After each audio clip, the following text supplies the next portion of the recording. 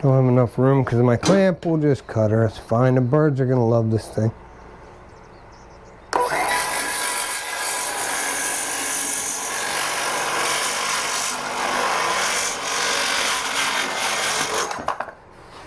And there you have it. Alright guys, welcome back to Hendrickson Ridge. It's March 26th and I've been busy, so I haven't really posted much, but this time, you know, it's that time of year again. I'm going to make some, well, at least one good cedar bluebird house. So this will be a yearly event that I do, and I got plenty of bluebirds around here, so what I'm going to do is I'll make a nice one. We'll go step by step with measurements and my how-tos.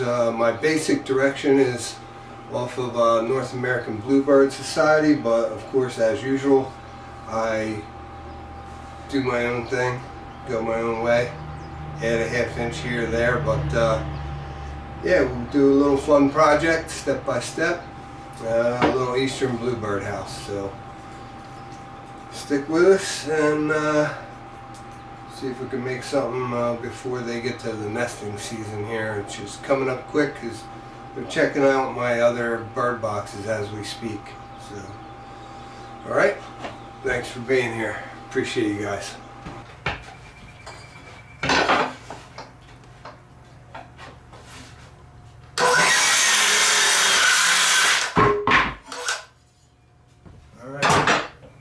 Alright, so there's 100 different ways to make a bluebird house.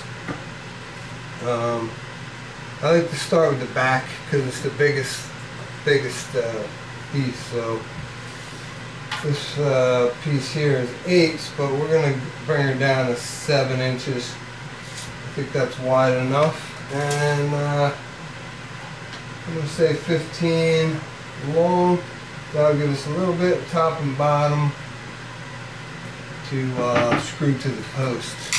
Alright, so we'll do 15 by 7. Get this marked out and get you back on board. Alright. So we'll go 15 inches right here. Long and 7. See 7 be there. And I'll cut the other side, this left side off.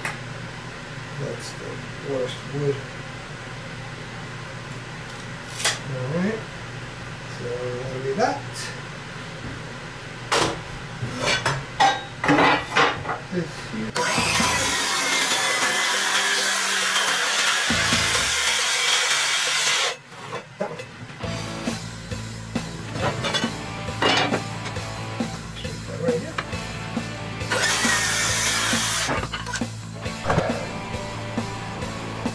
Alright, so what I did is I'm cutting the sides now, and these sides are 6.5 wide. Alright, 6.5 wide, and I always make an angle for the sides. That way when I cut that angle, I have both sides and they're perfect together. So the long side would be 12.5, and the short side is going to be 10.5. Okay, and then your both sides will be perfect angle. Once I get all the pieces cut, I'll go over the measurements one more time so we have no problems. Ready to put the side on. So all I do, the first side for me is usually the hardest because it's a pain in the butt. But I glue this. I leave it, you know, on the corner like that. I glue this. I put a clamp on it and a couple screws in it. I got a line right where I want it. It's like an inch up from the bottom. Okay. Alright, so what we did is we left this clamp on. I pre-drilled these two and you know, wiped all the glue off both sides. So this is the hardest side, this one, because you have nothing to brace it with. Let me put this side on. At least you have the other side, you know, to kind of brace it, so it helps. All right, so all right, we're gonna rip this to 6 3/4. This will be the front, and this is gonna be 6 3/4 by 10 1/2. All right, so get her done.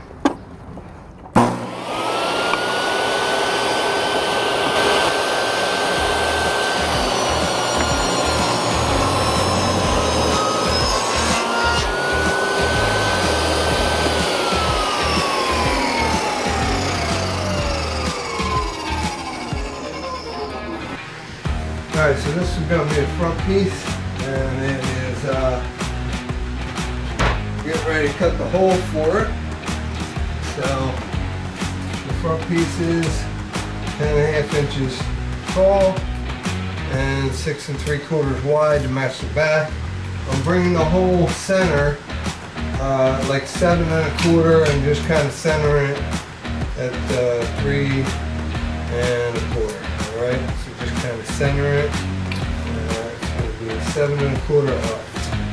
Alright, let's drill this thing.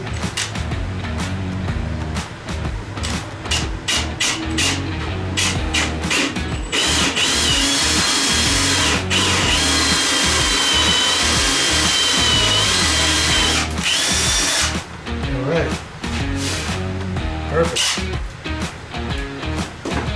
Looking good, looking good. Now, I do have a predator control plate, copper plate. I'm going to put over the hole, only because I have a ton of squirrels here. So I'm going to screw that on just to make sure they can't get in. You can also put a wooden block up there and drill at the same time. You know, that way they have a lot to chew through to get in there. So you can put another wooden block, small one up there, drill through both at the same time. You don't have to use the metal, okay? So, we're getting there. Birds are pretty good at grabbing on, so I'll put a couple indents on the outside like I did on the inside. That way nothing's sticking out, and they can pretty much grab that, you know. I just put a couple of them right in the center, some small ones.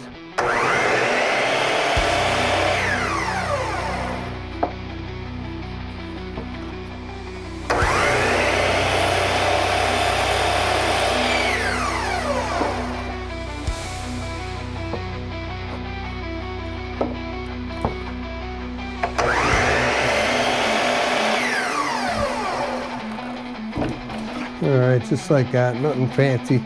It's enough for them to get their little claw in. I measured from the bottom up to where that screw was. And then I did the same thing on the other side to get it perfect in line with each other, so that it'll be like a clean out swivel.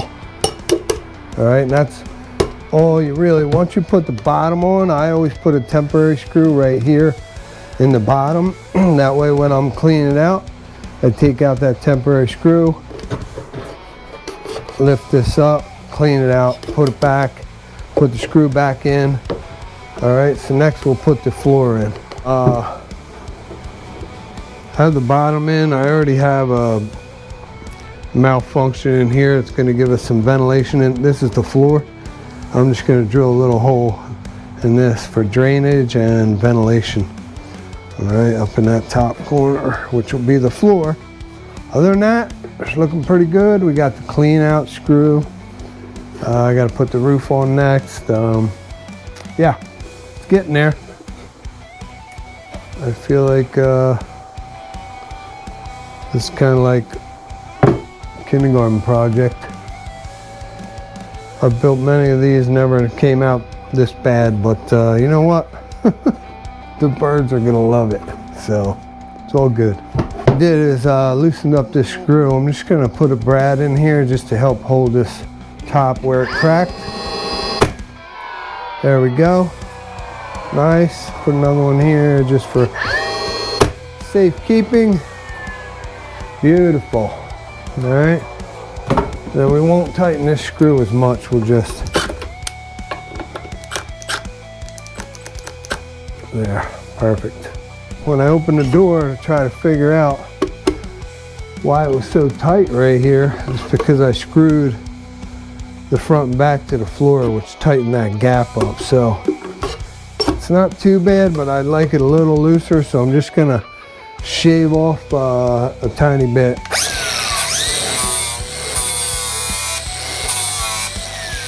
Of each side.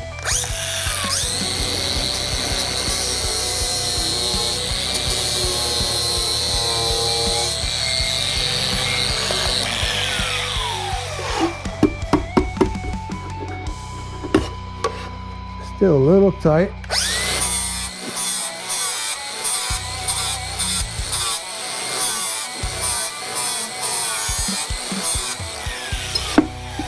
Way better. Way better. About does it for this project. This cedar box has been a challenge because I didn't use the best of wood. Had some holes and cracks and stuff in it, but she's pretty solid. And she's ready to hang up. So appreciate you guys watching. If you have any questions, let me know. And thanks for being here with me. And next I'm gonna go out and hang her up and let you know if when the bluebirds come in, we'll get some shots of them using it. So once again, appreciate you guys being here, and thanks for watching, and we'll see you on the next one.